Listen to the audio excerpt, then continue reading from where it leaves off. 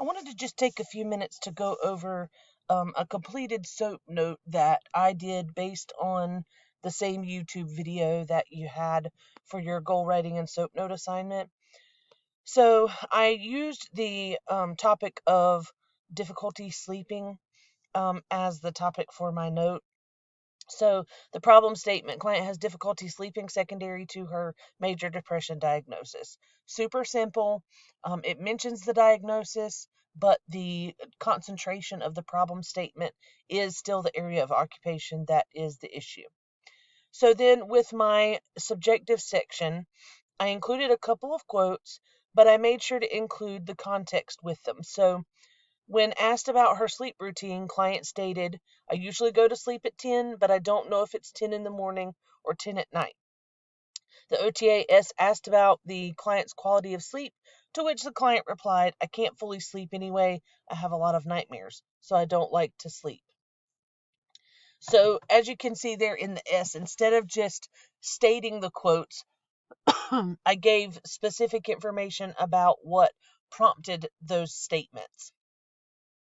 Then in the O section, the client received treatment from the OTR, which is the credentials on that date, which is the specific date, in the conference room of the psychiatric facility. That's the location. We need to make sure that we're being specific in the location. So don't just say in the treatment clinic, say in a private treatment room or in the therapy gym or wherever the actual treatment took place. Client is receiving OT treatment to address sleep preparation routine. So that's telling the reader why the client is receiving therapy services. And then all of the information in your O should be something that's observable, something that you can actually see happening. So the client rocked back and forth through part of the session. When attempting to answer questions asked of her, the client squinted her eyes and her brow was furrowed. The client maintained very little eye contact. She looked away for the majority of the treatment session. Throughout the session, the client fidgeted, including rubbing her arm and playing with her shirt and pulling her shirt over her mouth. One thing that I did just notice as I'm reading this is that I said throughout the session twice. That's not needed. So I'm going to erase that and show you that even for me, when I proofread, I find things that I need to fix, which is why proofreading is so very important. Then for your assessment section or your A section, the client has difficulty sleeping secondary to her major depression diagnosis. That's a simple restatement of the problem statement. Then the client's frequent fidgeting likely impacts her ability to relax and to be able to go to sleep. The client's nightmares impact her motivation to go to bed at night, which is why sleep preparation routine is important. So as you can see there, I took the information that I had from what she told me and that I had from what I saw, so my S and my O information, and I put it together and kind of thought about how those things impact the client's ability to do whatever it is I've listed in the problem, which for her is to be able to sleep. Then I've got my recommendation sentence and I've got my prognosis sentence. Now, I want to do the plan with you guys. So, just so that we can kind of talk through how I process that kind of thing. So, you want to continue OT treatment.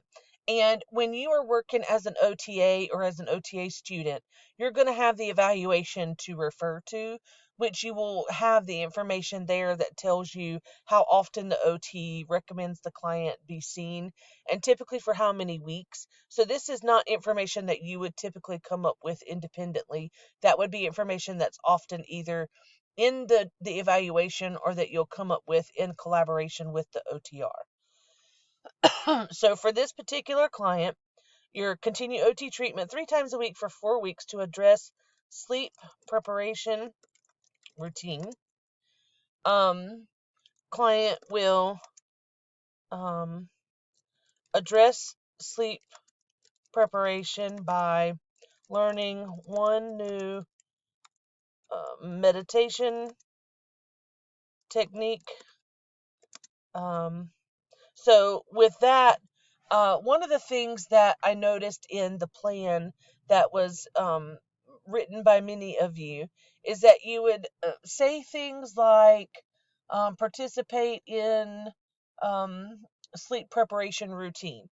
Well, that's really very true, and it's not an inaccurate statement. However, establishing or participating in a sleep preparation routine is not a specific activity that you can do to meet the goal of being independent with a sleep preparation routine.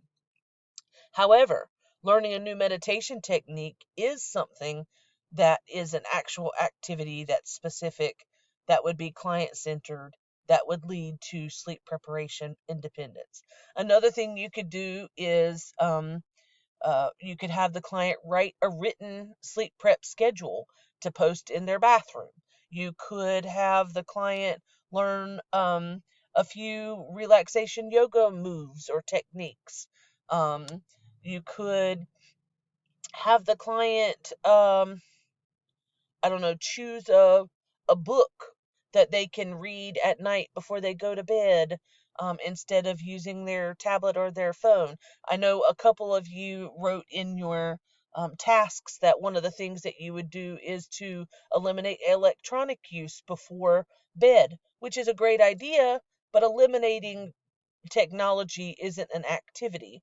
That's a recommendation. Now, an activity would be to potentially explore other things that she could do that would be better for her than to um, look at the phone or the tablet before bed. So, after typing in your specific activity that you're going to use, which for this one I've chosen the meditation technique, then you would end that with collaboration regarding the plan of care